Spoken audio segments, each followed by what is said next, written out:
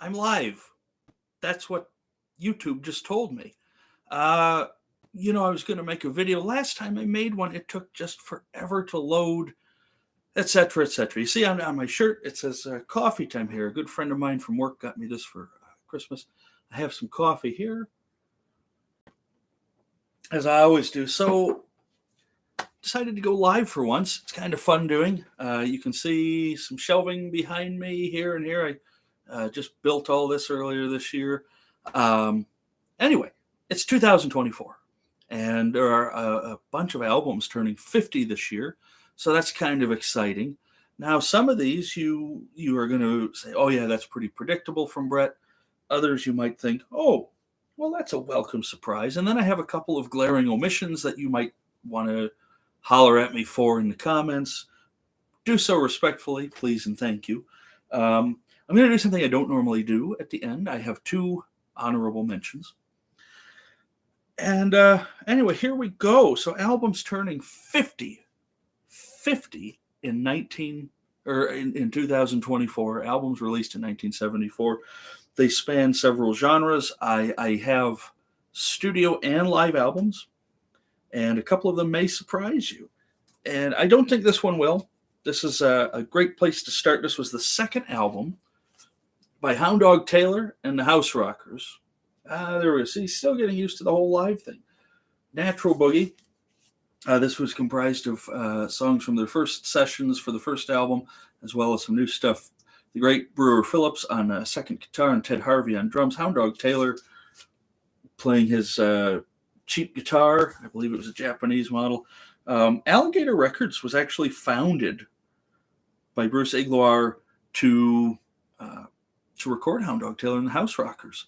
And while the first album is considered just a stone cold blues classic, this one is almost as good, maybe not quite, but still quite good. And so this is one of my favorites at this point. It says also on Alligator Records, Hound Dog Taylor and the House Rockers, Big Walter Horton, Sun Seals Blues Band. So maybe this was only the fourth release. Anyway, it's got Take 5, Hawaiian Boogie, Sitting at Home Alone, Roll Your Money Maker, Talk to My Baby, Goodnight Boogie. Hound Dog always shouted, "Let's have some fun." It says so on here. In his live shows, they would play all night. And so anyway, starting us off, these are, except for the top two, these are in no particular order, by the way. Once I get to those, you'll understand why. So anyway, starting us off, Hound Dog Taylor and the House Rockers, Natural Boogie, one of my favorite 10 albums from 1974. We're going to go right to live albums here. This one, I don't know if a lot of people consider this classic. I do. It was recorded live from Madison Square Garden, New York City, October 13th, 1974, meaning that come this October, I'll probably be spinning this. I had the cassette tape of this, and then the CD, and then I found an original vinyl pressing. And it is Frank Sinatra, The Main Event Live. Madison Square Garden, he stood in a boxing ring. Howard Cosell did a very long-winded introduction.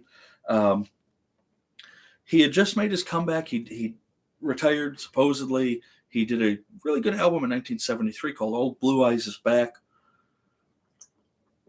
And so this was kind of part of the hoopla of making sure the public knew that Frank, the chairman of the board, was back, and he was back in style. Man, the lady is a tramp. I get a kick out of you. Let me try again. Autumn in New York. I've got you under my skin. Angel eyes. You are the sunshine of my life. The house I live in. Bad, bad Leroy Brown. Yes, he covers Jim Croce on here. My Kind of Town. And in my not so humble opinion, this is a hill I'll die on. Closes with My Way. This is the greatest recorded version of My Way. Gosh, I'm still getting used to this. This is the greatest recorded version of My Way that ever was. And so that I want it played at my funeral. My wonderful fiance knows that.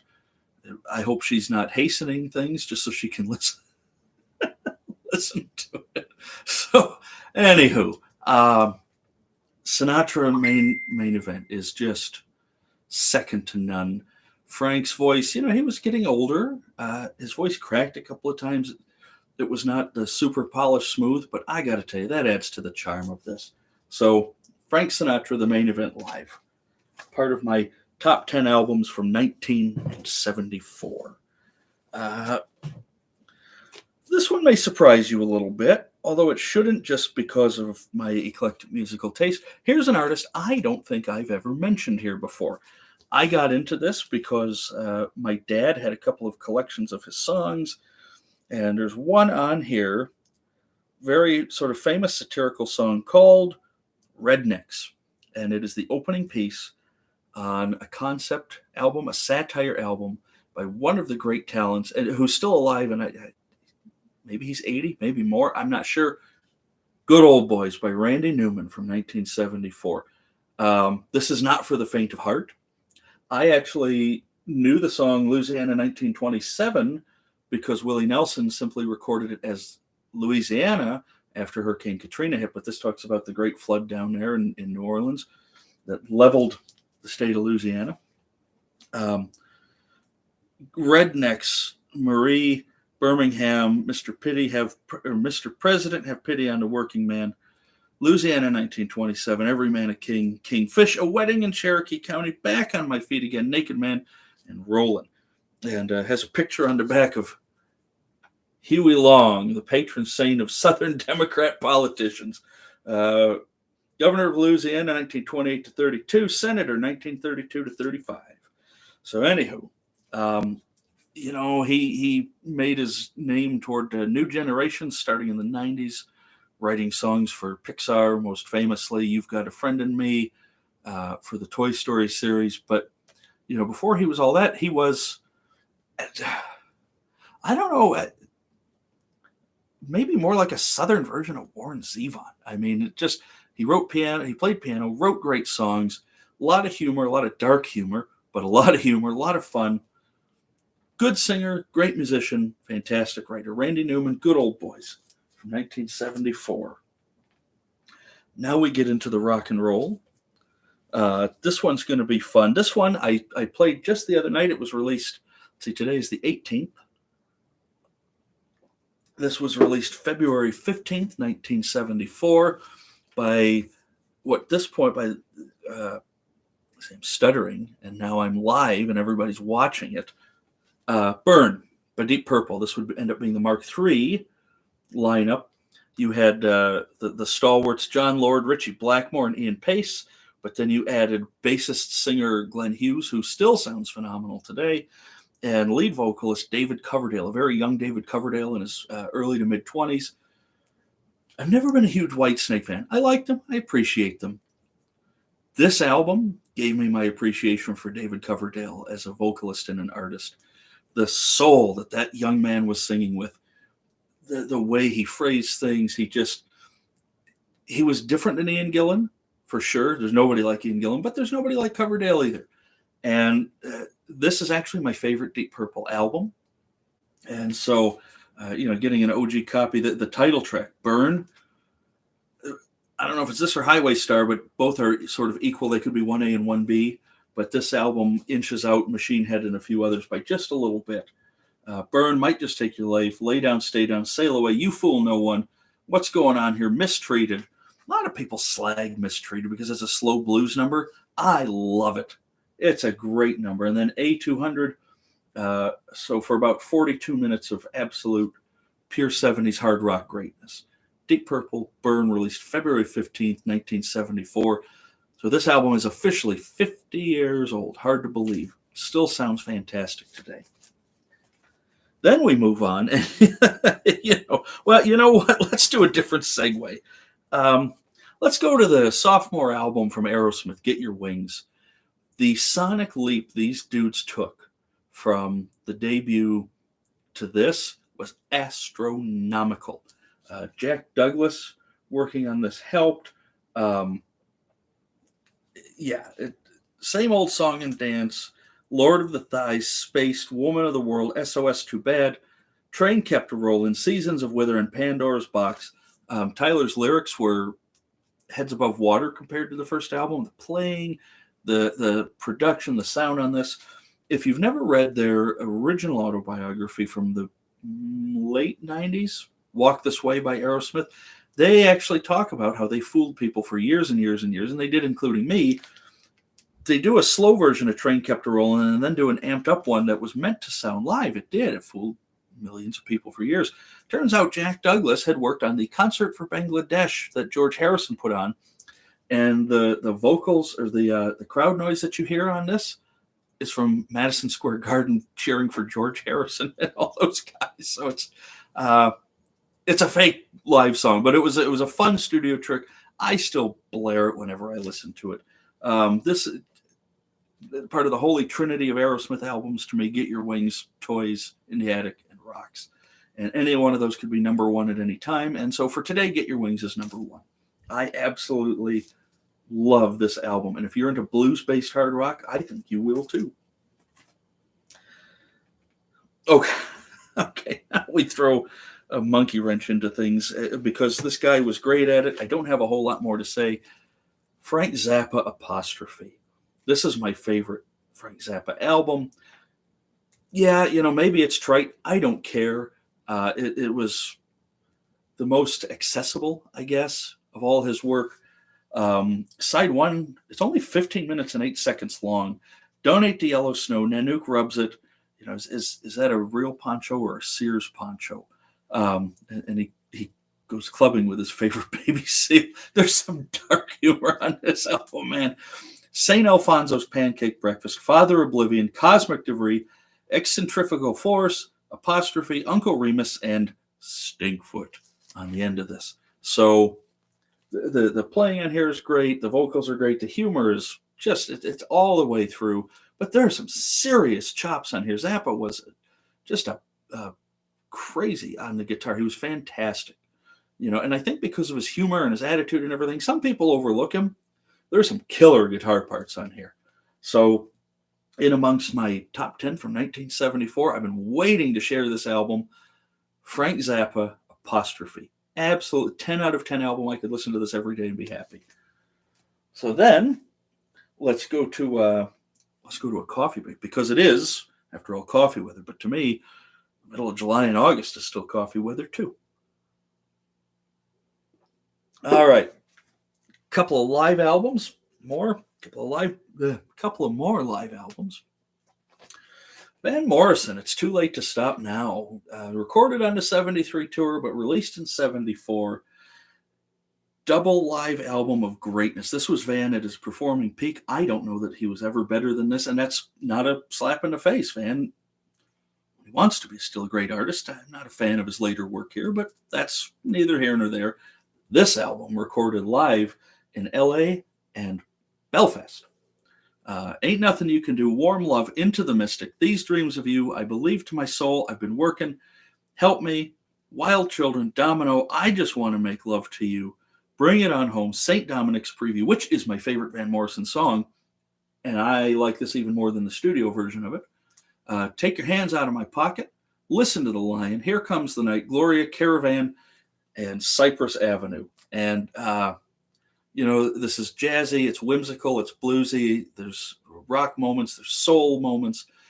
This is just so good that it's ridiculous. And if you're going to start anywhere with Van Morrison, I don't know if I'd start here, maybe get a couple of the studio versions first, but this is probably I'd give it a 9 out of 10 live for a live album. It's excellent. Van and his band were just on fire here.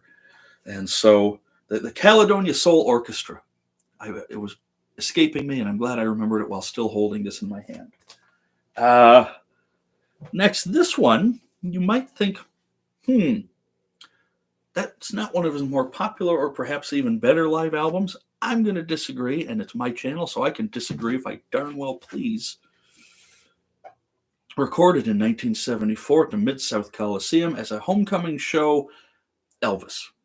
Now, by the mid-70s, and you can see on the back here, by the mid-70s, Elvis was putting on weight. The performances were spotty. His vocals were, they could be grand and they could be phoned in.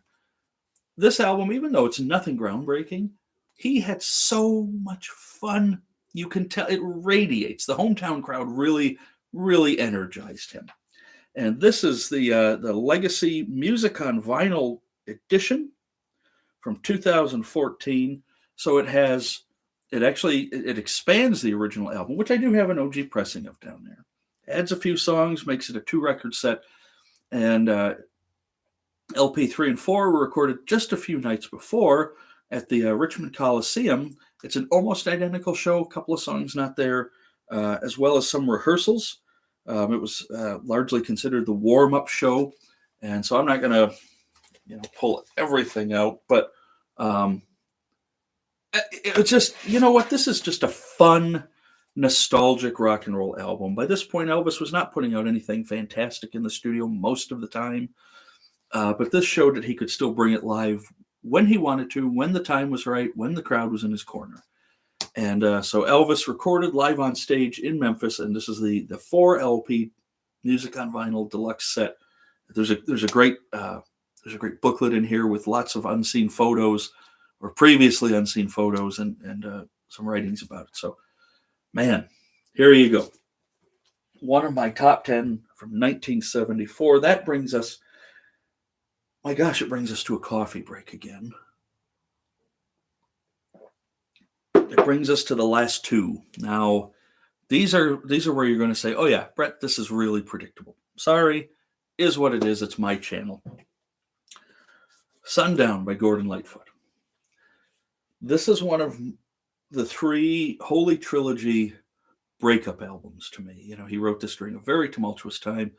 He was having an affair with a woman named Kathy Smith, Catherine Evelyn Smith, who would later go on to administer the final fatal heroin dose to John Belushi. Yes, that same lady was Gord's mistress at the time. They were living in an apartment complex in Toronto, and this album is about apartment dwellers for the most part.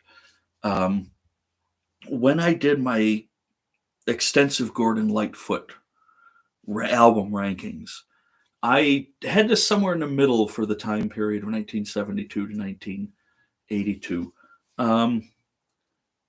I don't know that I regret that, but I will say this. Ever since seeing Gord live in September of 2022 on what would sadly turn out to be his final tour, he played The Watchman's Gone. And, man, that song just hit me. And this is not the track order, but it's listed, on back.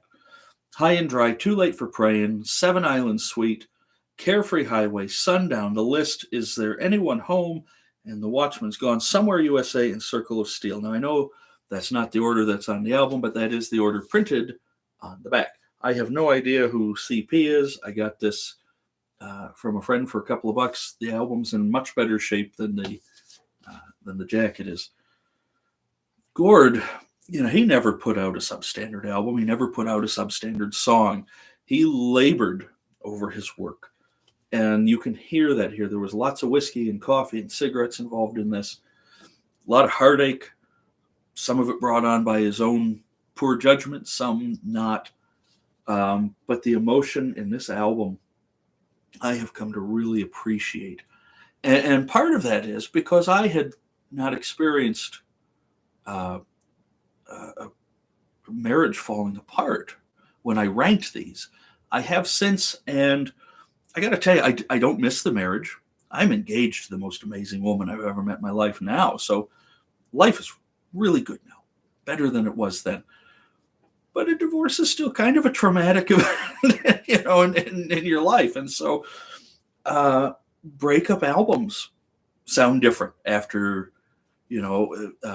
my ex-wife and I were married for 11 and a half years, which was, about 11 years too long. It's terrible. I hope I don't get sued for slander. She probably thinks the same thing.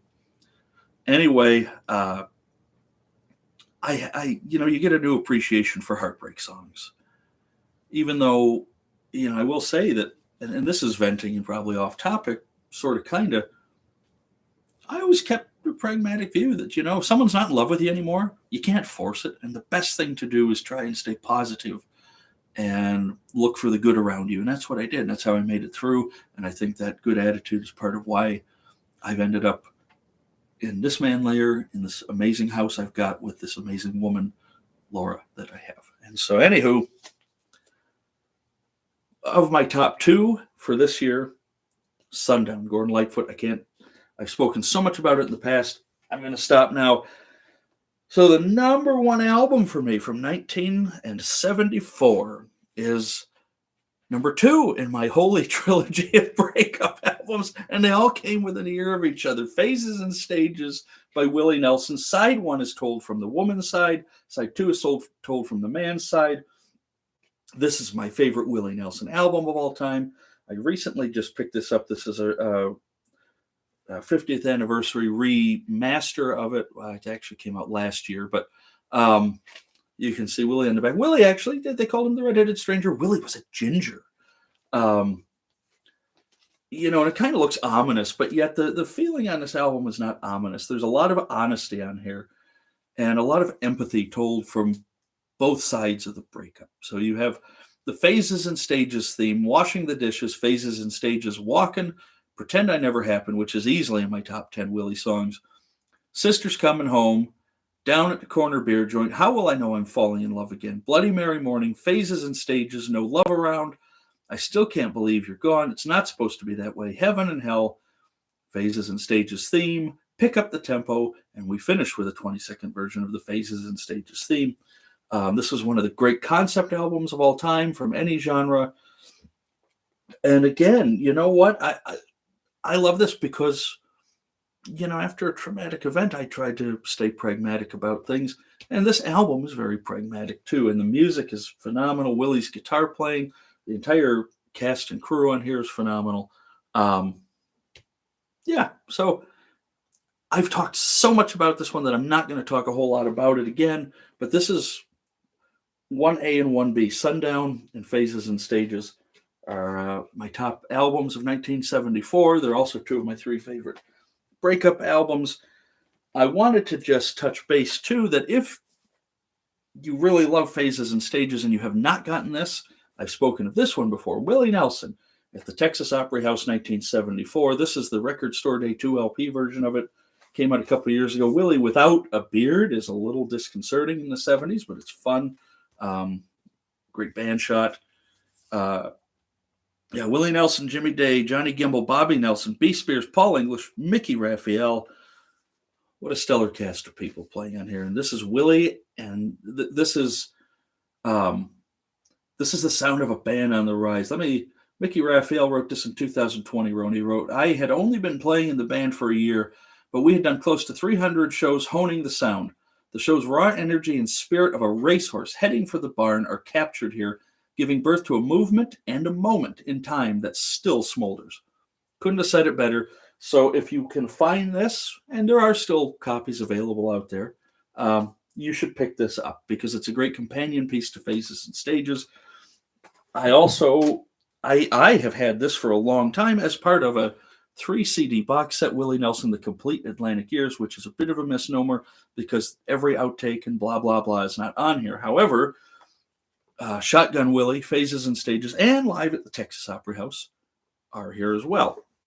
And even though it's a CD and it's a bit harder to read, there's a really good book that came with this. Hey, there we go. The famous photo of Willie Nelson and Leon Russell together at one of his picnics.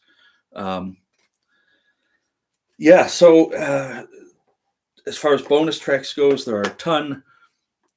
Well worth seeking out if you can still find this. I have no idea if it's still in print. I bought it when it came out years ago, I think 2005 or 6-ish. So, again, Willie Nelson, The Complete Atlantic Years. Yes, The Complete Atlantic Sessions is what it's called. Misnomer, but still there.